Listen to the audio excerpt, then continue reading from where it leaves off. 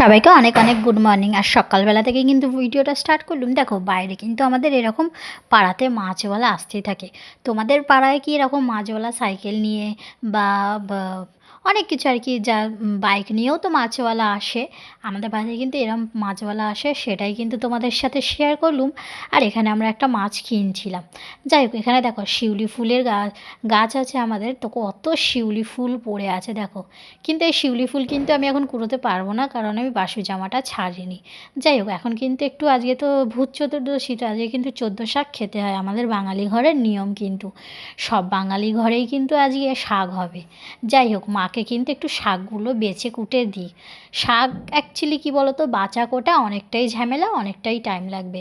তাই জন্যই আমি ভাবলাম যে মাকে তাহলে একটু হেল্প করে দিই আর শাকগুলো আমি কুটে দিই। তো সেই দেখো, এই শাক তোমরা কিন্তু শহরের দিকে কিনে খেতে হয়, কিন্তু আমাদের কিনে খেতে হয় না। মাঠে গেলেই আমরা এগুলো মাঠ থেকে নিয়ে এসেছি, দেখে দেখে তুলে তুলে। মাঠে অনেক আর কি হয়ে থাকে। যাই হোক, দেখো শাক কত কুটেছি, বাদবাকি দেখো সোজা একবারে দুপুরের খাওয়া দাওয়ায় চলে এলাম। এখানে হয়েছে মাছ আর পেঁয়াজি, আর শাক ভাজা হয়েছিল, আর হয়েছিল মুসুরির ডাল।